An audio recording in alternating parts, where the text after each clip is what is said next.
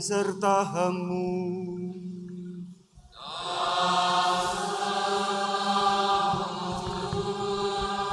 Inilah Injil suci menurut Yohanes.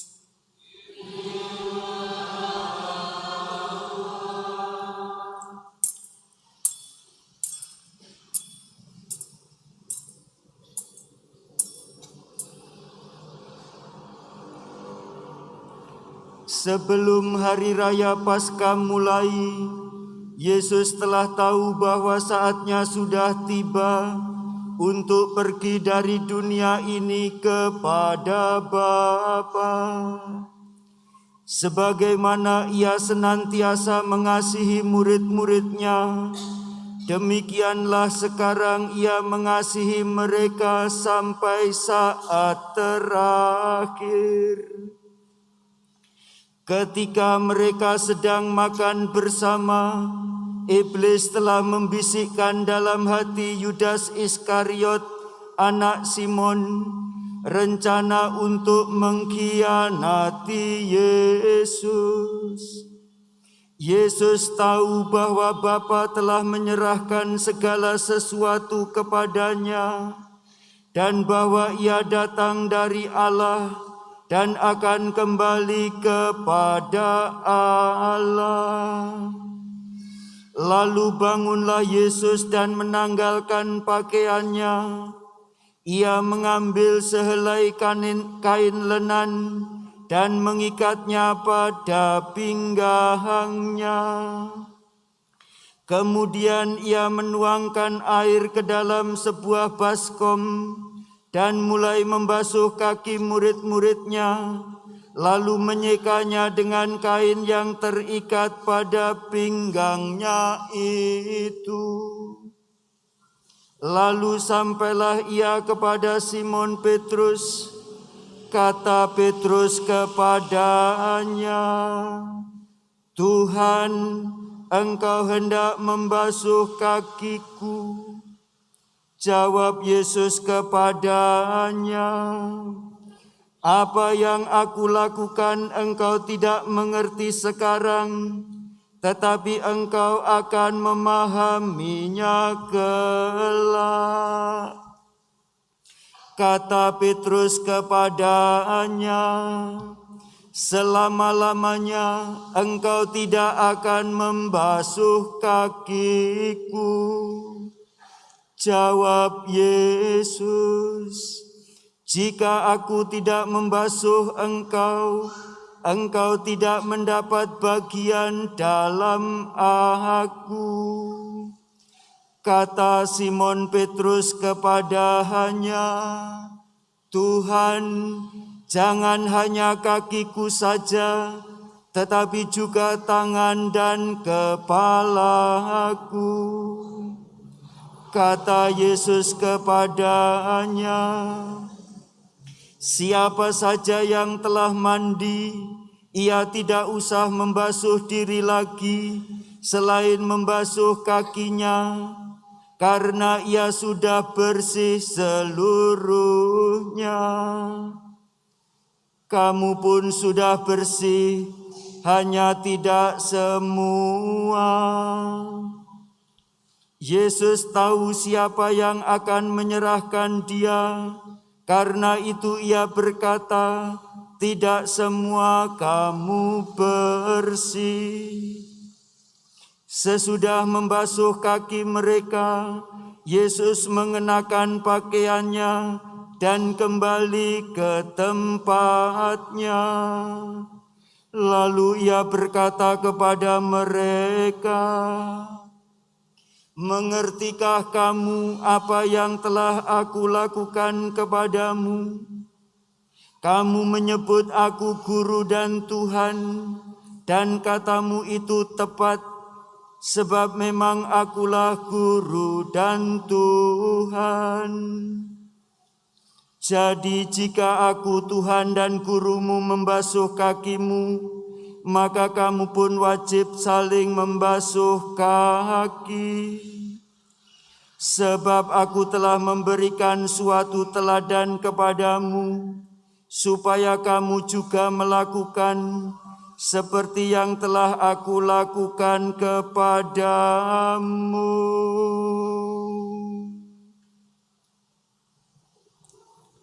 Berbahagialah orang yang mendengarkan sabda Tuhan dan tekun melaksanakannya.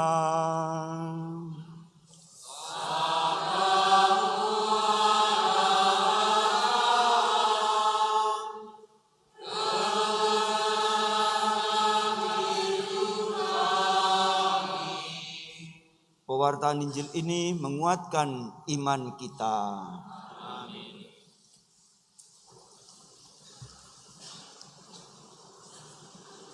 Para saudara, kalau kita merayakan Kamis Putih, banyak yang mengenakan pakaian-pakaian putih supaya memberi kesan bahwa ini adalah Kamis Putih. Tetapi apakah yang ada di benak kita? Sekali lagi, ketika kita merayakan Kamis Putih, kira-kira apa yang ada di benak kita? Perayaan apa yang kita rayakan? Nah, karena itu sudahkah? Mari kita tonton penelitian saya yang sederhana dan singkat.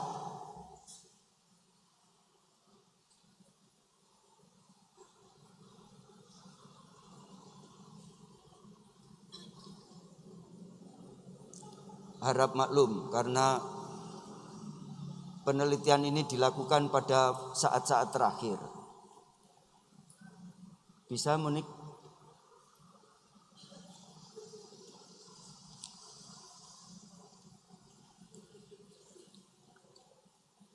Saya meneliti 5.000 orang, tapi hanya diwakili oleh 4 orang.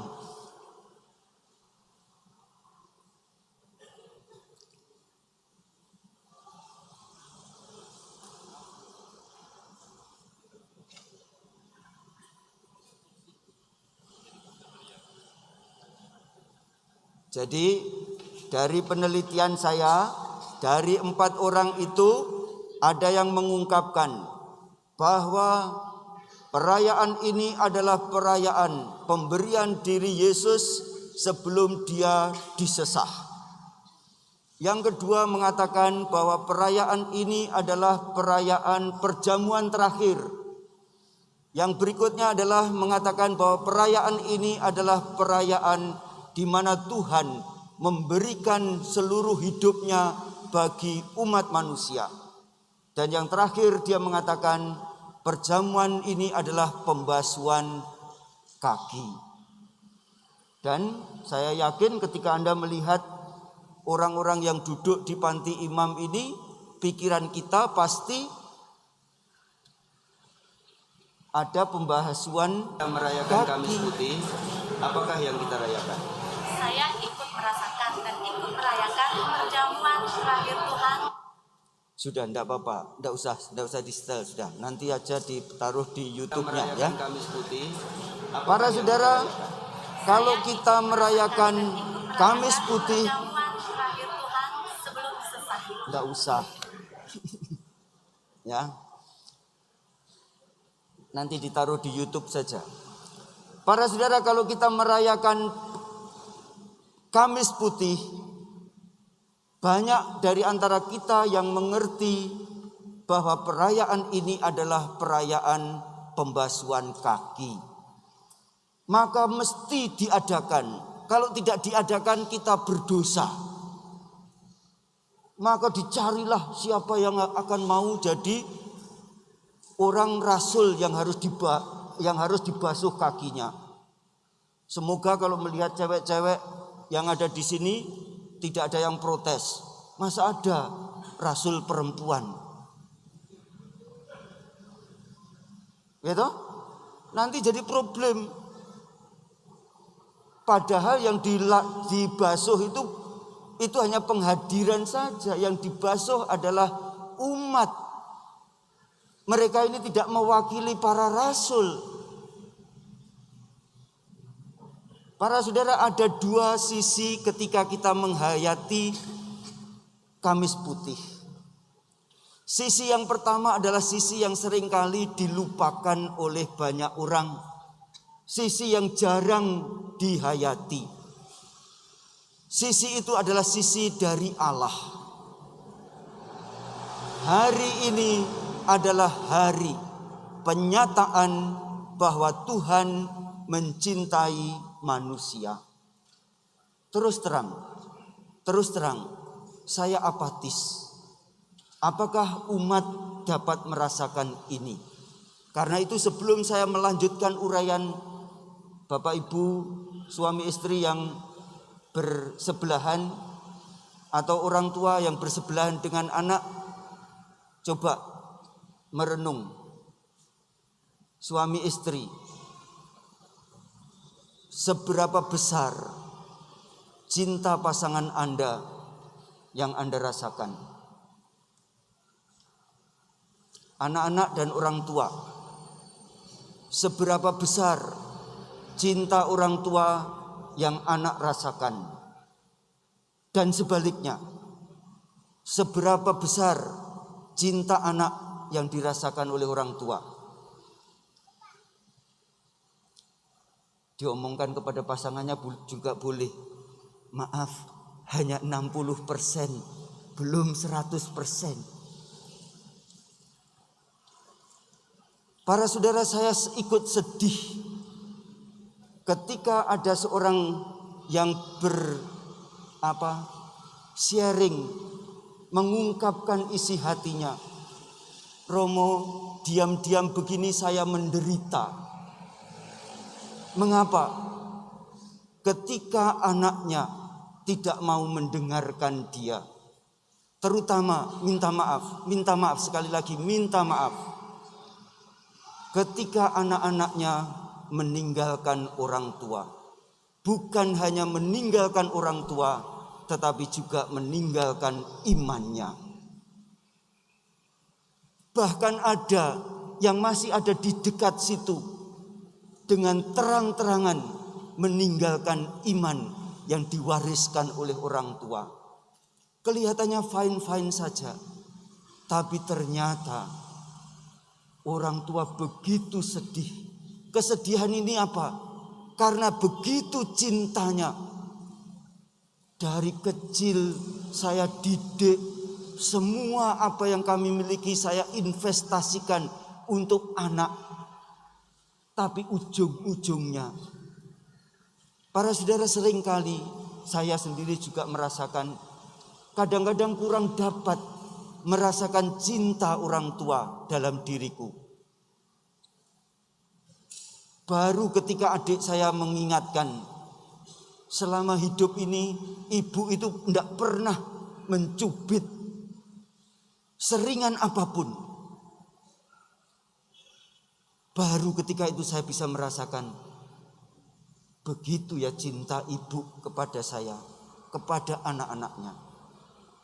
Para saudara, kemampuan kita untuk merasakan cinta pasangan kita, kemampuan kita untuk merasakan cinta anak-anak kepada kita, dan anak-anak merasakan cinta orang tua kepada kita, akan mempermudah kita untuk mengerti misteri hari ini.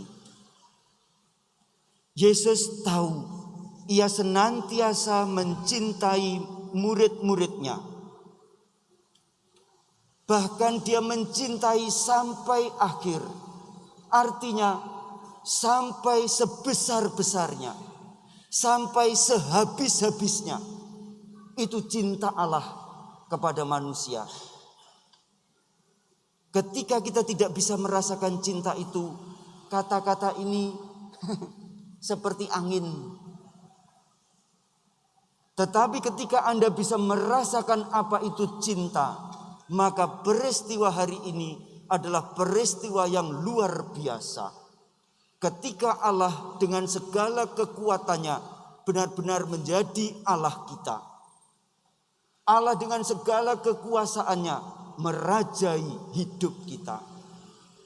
Itulah sebabnya mengapa bacaan 1 dan bacaan kedua adalah tentang Ekaristi. Karena hari ini adalah penghadiran kembali Yesus yang memberikan tubuhnya, Yesus yang memberikan darahnya. Artinya Yesus yang mencintai manusia sampai dia memberikan seluruh hidupnya. Siapa dari antara kita yang pantas untuk dicintai oleh Allah sampai dia mengorbankan hidupnya? Ada yang merasa pantas? Justru dalam ketidakpantasan kita itulah maka cinta Tuhan akan terasa luar biasa. Nah, para saudara, ini adalah melihat misteri ini dari sisi Allah. Yang kedua adalah melihat peristiwa ini dari sisi manusia yang seringkali menggerakkan kita, yang seringkali memudahkan kita untuk mengingat. Apa itu? Yaitu ketika Yesus menanggalkan jubahnya, membasuh kaki para murid. Kita menangkap bahwa inilah yang dikatakan oleh Yesus, aku datang bukan untuk dilayani, tetapi untuk melayani. Maka seringkali peristiwa hari ini menjadi sumber semangat dari kita untuk melayani orang-orang di sekitar kita. Memang kamu menyebut aku guru dan Tuhanmu, dan itu tepat sekali. Maka kalau aku guru dan Tuhanmu, membasuh kaki para murid, membasuh kakimu, maka kamu wajib saling membasuh kaki.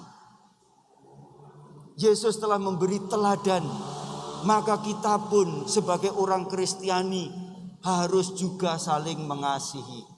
Itu yang seringkali mudah untuk kita hayati dan betul-betul menggerakkan kita untuk melayani. Bahkan ada yang membabi buta, apapun diikuti karena dia ingin melayani. Tetapi para saudara, apa yang seringkali terjadi? Kalau orang yang dilayani tidak berterima kasih, kita ngomel. Kalau yang kita layani tidak memberi perhatian kepada kita, ngomel. Apalagi umat-umat yang munculnya napas saja, Natal dan Paskah, seringkali jadi bahan pembicaraan. Lihat, datang kalau ada maunya, tapi kalau tidak sembunyi. Pelayanan-pelayanan kita tidak lagi menjadi sukacita. Pelayanan kita menjadi tidak ada artinya ketika kita timpali dengan ngomel, dengan ngedumel, komplain, banyak tuntutan dan sebagainya. Mengapa? Jangan-jangan kita tidak menjadi seperti Kristus dalam melayani. Dalam sharing para imam ketika kami mempersiapkan diri untuk memperbarui janji imam kami, ada romo yang mengungkapkan bahwa pelayanan kita itu harus berdasar pada kebutuhan real umat. Apa yang diperlukan oleh umat. Dan ini dianggap sebagai kebenaran. Bahwa pelayanan kita itu harus betul-betul real yang diperlukan oleh umat. Pendampingan kita terhadap orang muda harus bertitik tolak pada keinginan, pada kebutuhan orang muda. Mari kita adakan survei. Baik kepada umat, kepada orang muda, kepada anak-anak. Tanya mereka, apa kebutuhanmu? Saya yakin mereka tidak akan dapat secara spontan menunjukkan kebutuhannya. Coba saja Anda pikirkan, apa sih yang menjadi kebutuhan realku? Pasti kita akan mengalami kebingungan. Perlu permenungan. Para saudara, apakah itu yang dilakukan oleh Yesus? Mari kita lihat bagaimana pelayanan Yesus. Yohanes mencatat begitu detail. Yohanes mencatat begitu begitu precise, begitu tepat. Sebelum hari raya Paskah mulai, Yesus tahu bahwa saatnya sudah tiba untuk pergi dari dunia ini kepada Bapa. Sekali lagi, peristiwa Yesus ini ditempatkan oleh Yohanes dengan mengatakan Yesus tahu bahwa saatnya sudah tiba untuk pergi dari dunia ini kepada Bapa. Dan dicatat lagi, setelah dia menguraikan bahwa Yesus mencintai murid-muridnya, sebelum Yesus menanggalkan pakaiannya, maka Yohanes mencatat, Yesus tahu bahwa Bapa telah menyerahkan segala sesuatu kepadanya. Dan perhatikan, dan bahwa ia datang dari Allah dan akan kembali kepada Allah.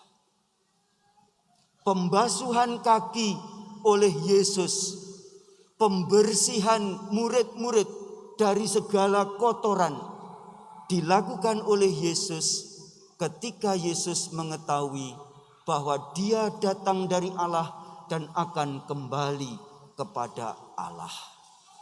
Inilah konteks pelayanan. Pelayanan itu bukan memenuhi kebutuhan real orang, tetapi pelayanan Kristiani itu adalah membawa orang, datang kepada orang sebagai Mesias dan membawa orang menuju kepada Bapa. Kalau yang di sana perlu duit, yang di sana perlu perhatian, yang di sana perlu belayan-belayan, yang di sana perlu orang yang mendengarkan, apakah kita akan memenuhi mereka semua? Tetapi pelayanan gereja adalah Yesus datang kepada miliknya, supaya miliknya mengetahui bahwa inilah Allah yang akan menyelamatkan, dan miliknya dan Yesus ini akan kembali kepada Bapa, membawa orang-orang untuk mengenal Bapanya, untuk mengenal Allah, supaya kita bisa kembali ke Taman Firdaus. Para saudara, pelayanan kita harus kita tempatkan dalam konteks seperti itu. Kita membawa sesama kita kepada Allah. Kita mendekatkan orang-orang kepada Allah. Itulah yang dilakukan oleh Yesus. Dan bila kita lakukan itu, maka apapun yang terjadi pada umat, apakah mereka orang Katolik napas, apakah mereka orang yang menjengkelkan terlalu banyak komplain, apakah mereka yang menginginkan dilayani dengan sempurna, tidak akan membuat kita kecewa, tidak akan membuat kita putus asa, tetapi tetap bersuka cita. Karena apa? Meskipun ngedumel, mereka toh datang ke kamar pengakuan dosa, mau berdamai dengan Allah. Ketika mereka menolak, ketika mereka ngomong macam-macam, tetapi ketika diajak ke perjamuan, mereka datang dengan rendah hati. Inilah pelayanan Kristiani.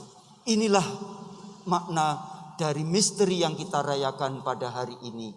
Kita perlu mengajak umat untuk makin dekat dengan Allah. Dan itulah yang dilakukan oleh Yesus. Maka para saudara, pembasuhan kaki pada hari ini tidak perlu ditangisi. Keluarga-keluarga tidak perlu ada merasa ternyuh, kenapa Romo sampai membasuh kakiku. Tidak. Tetapi pelayanan ini, pembasuhan ini hanya berarti ketika membuat Anda dekat dengan Allah. Ketika Anda mau kembali kepada Allah. Seperti yang dilakukan oleh Yesus kepada para murid. Ia tahu bahwa Bapa telah menyerahkan segala sesuatu kepadanya dan bahwa ia datang dari Allah dan akan kembali kepada Allah, membawa murid-muridnya, membawa manusia yang ditebusnya. Amin.